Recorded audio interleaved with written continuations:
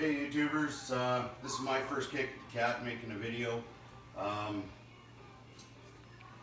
did watch a lot of videos on the problem I'm having with this chainsaw. It's actually my father-in-law's chainsaw. It's an old Stihl 026. He had some throttle response, but when he went to full throttle, it would just die. And it wouldn't idle properly. It was very erratic. So I snuck it away on him. I took it away from him. He doesn't know I have it. So I'm doing this fix all on my own. So first thing I thought I would check would be the wiring. I noticed that this wire right here, this black wire, this goes to your kill switch. Okay, I checked the wire and it was rubbed through on the back side. So what I did is I cut the wire and I put a non-insulated butt connector with heat shrink around it, and that fixed the kill switch problem. I also found on the spark plug wire there was a spot, which I've got covered in split loom right now. There was a spot that was rubbing right here. It was rubbing on this mount. I don't know if you can see, yeah, right where my finger is. And it actually rubbed through, so I couldn't get heat shrink on it, so I just taped it up, and then I put a new piece of split loom on there, just some 1/2 inch average split loom. I found that when this wire rubbed through, it was actually rubbing on the carburetor, which probably isn't a good thing. So to do that, I had to take the pull start off. So at the same time, I thought I would inspect my magneto to make sure it was all good. I checked my connection, make sure it was good. I actually pulled the magneto off, and just with some sandpaper or emery cloth, I cleaned up the face, not only on the magneto, but on the chainsaw, on the crank itself. Okay, so from there, now I can put this back together. I just wanted to have that apart while I showed you.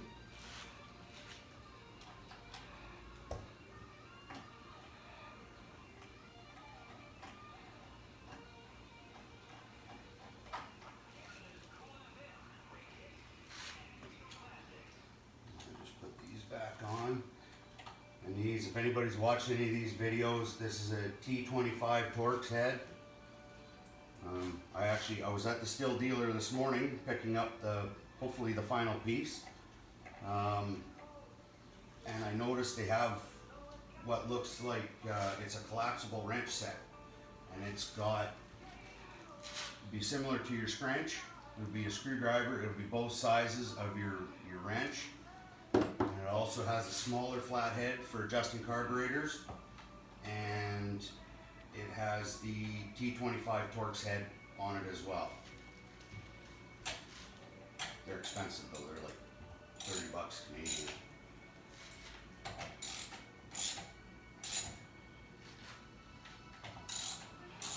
So that was problem number one that I found with this chainsaw.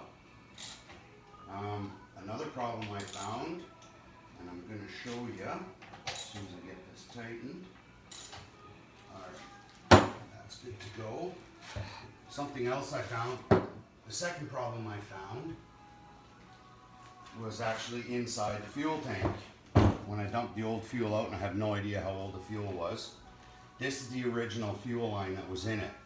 It's actually been in there so long, it could have been a wrong mix of fuel. For the longest time, that hose is actually melted together and sucked in.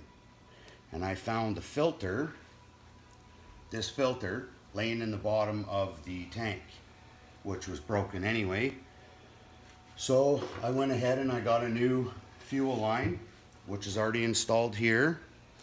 It is a bit tricky. They list 2 sizes of fuel hose, but you have to use the short one.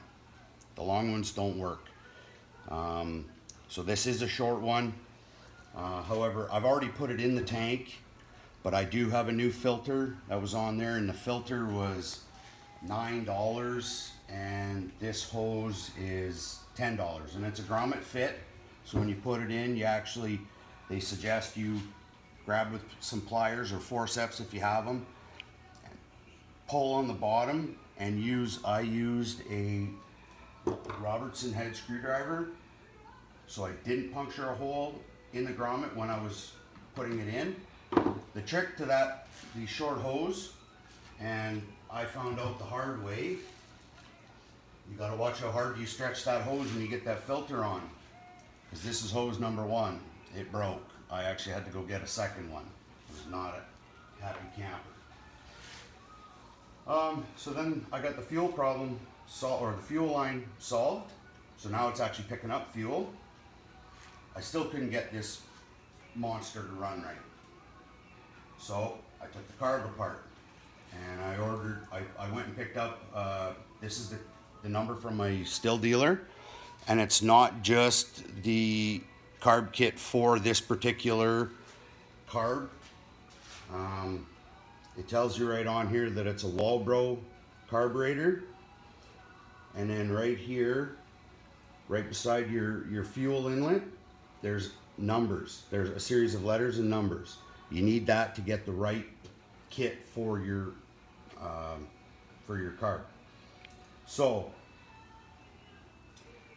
there are actually really good videos on how to rebuild these on YouTube. I've already rebuilt this one. This one's ready to go.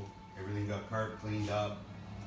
I just happened to be watching another video from another fella, shout out to American Piddler, on tuning a chainsaw. He actually did more than one, so awesome, that's great. It's actually the best video I'd seen so far on how to adjust your idle or your carburetor. But another video tailed in behind that about another issue that can happen, and he's so far the only guy that's mentioned it, and I can't remember the name of the page, but there is a little hose, looks just like this. It's called an impulse hose, and it actually goes in, it feeds through behind your carburetor. There's a little hole right there, down into the right of where your carb bolts in. Oh, let me back that out there. Okay, so your impulse hose goes in there, but it also feeds down inside. It's really hard to see. There on the back of this cylinder, there's a little brass nipple. Okay, now I'm gonna feed this through that hose, that hole, and I gotta, it's really tricky, this one. I gotta find that nipple again. There he is. Now the best way I found to get in there is with pliers like these, your bent needle nose. That's how I took the old one apart. Yeah, actually the old one looked just like this. When I pulled it out, it came out in 3 pieces. And it actually, right inside here where it comes out, it actually, there's a little bit of a bend. And just by fluke, I happened to shine my flashlight in there and I was staring right at a hole. So this impulse hose reads the vacuum that your engine is building so that it draws the right amount of fuel. If there's a hole in said hose, it won't give you the right amount of fuel. Hence your idle problems.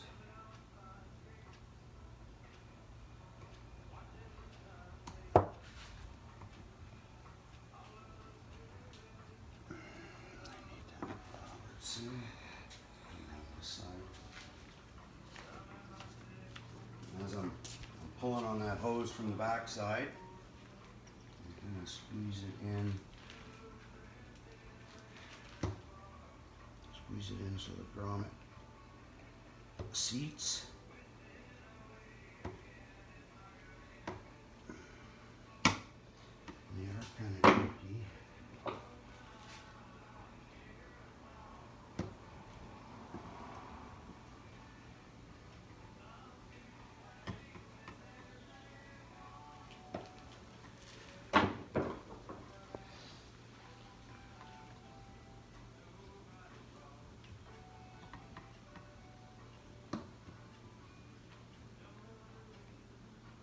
Make sure that grommet's seated in there all the way. Okay, that's seated. did. Now,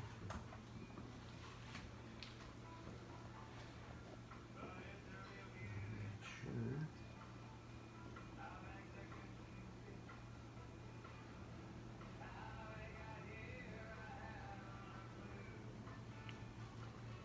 It's really difficult to see this in here.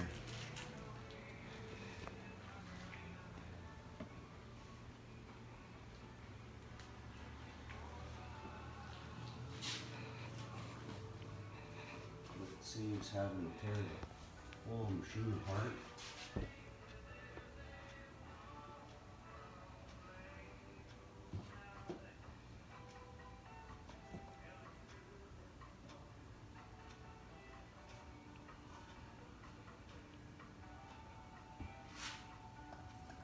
soon as you get that.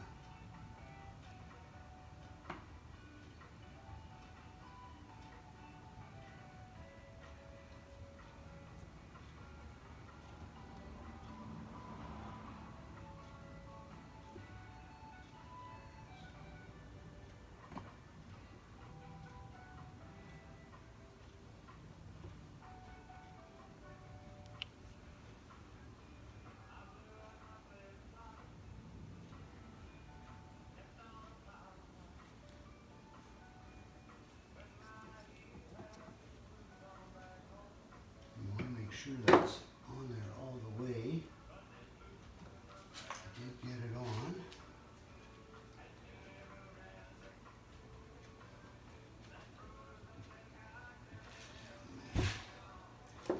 Just gonna give it a little extra. Just to make sure. Yeah, so she's on there solid. Okay, and originally, if you zoom in right here, right where my flashlight's shining, you can see that hose. Okay. Well, that's what I was looking at. There was a hole right there. So this thing wasn't reading the proper vacuum, which won't allow it to hold the proper amount of fuel. So your air fuel mixture is out of whack. All right. So I'm going to put the linkage back on the carburetor. It goes just like that. Now, I'm gonna hook the, slip the carburetor on. Pull these two wires out of the way. Because you don't want to pinch them, you just fix those.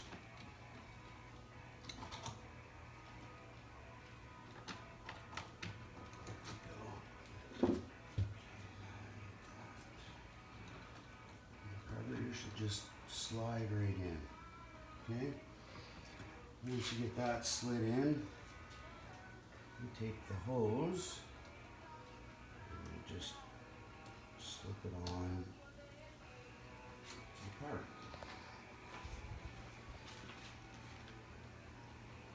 And once again, make sure those hoses are all the way on there. Okay, so that's on.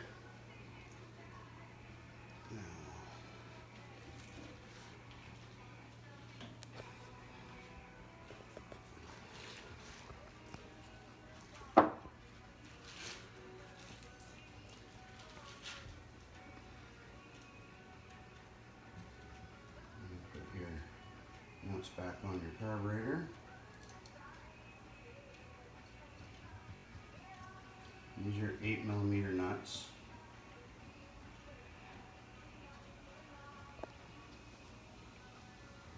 Or for those of you that are still into the standard, they're 5/16.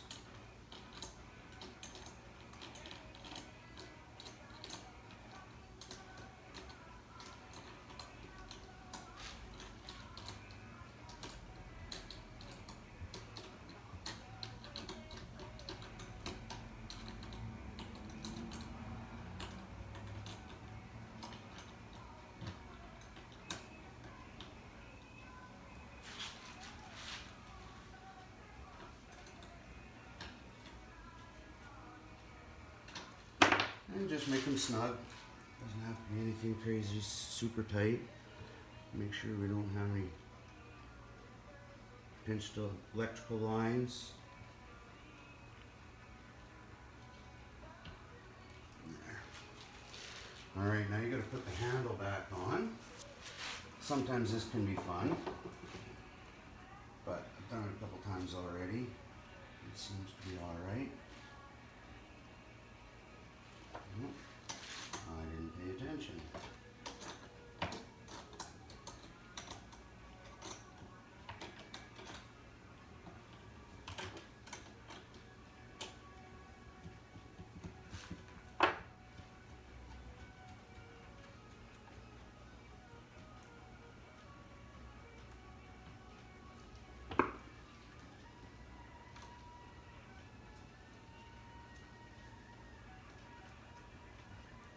Bear with me. Too busy talking, not paying attention to my throttle linkage. There, that's better.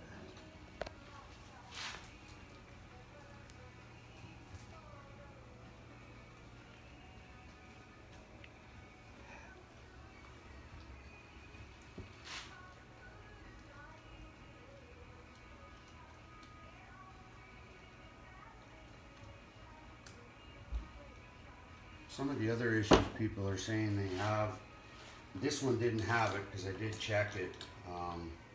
On your muffler, there is a spark arrestor screen. And a lot of times, apparently they plug up. Now, all the time I've been chainsawing, I've never had mine super bad. But every time I do service it, I take the spark arrestor off and clean it. And actually the best way to clean it, just grab a small pair of vice grips and grip that screen, and if you have a torch like this, you just fire up the torch and you just run your torch over that screen until it gets cherry red. It'll burn all the residue off. Or you can take the time and you can spray with brake clean and wire brush it or however you want to clean it. Alright, so we're back to business. So now when you put your linkage back on, when you're going to put your handle on, there's a cradle here that your throttle lock sits in. But before you put that down, you have to push this spring-loaded pin down, and it sits right in this little lock right here. Okay, so you get it set in its cradle.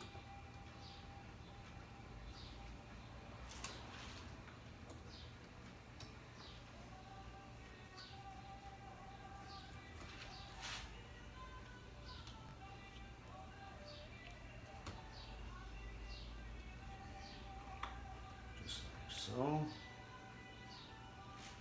now you take your handle and it slips over that red bar, unless you knock the linkage off.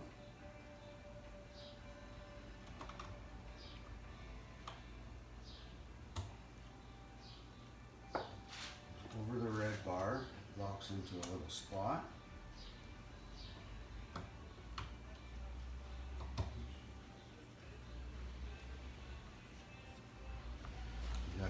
The linkage that comes off your carburetor likes to pop off and create some havoc.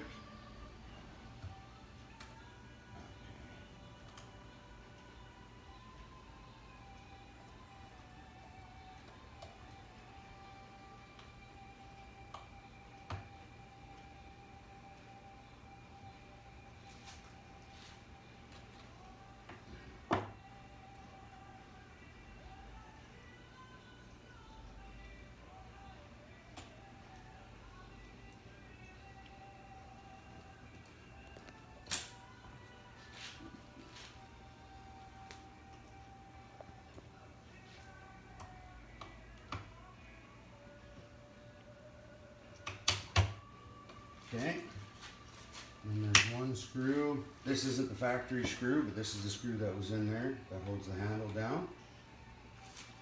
So I won't give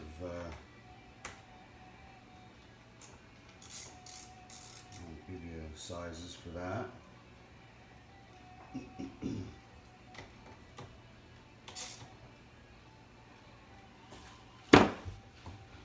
Alright, Another problem people say they have, and it's common, is your air filter actually acts as your choke.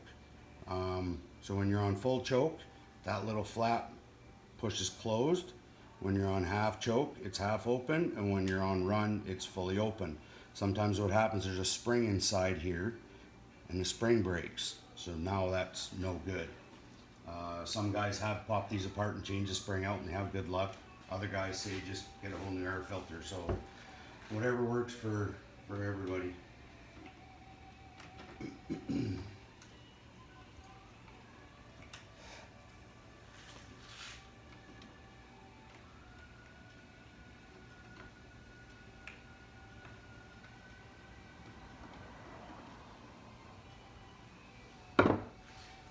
Alright, I'm going to leave the bar off. I'm going to just take it, we're going to go outside and I'm going to see if it fires and how it idles. And I might even set the idle.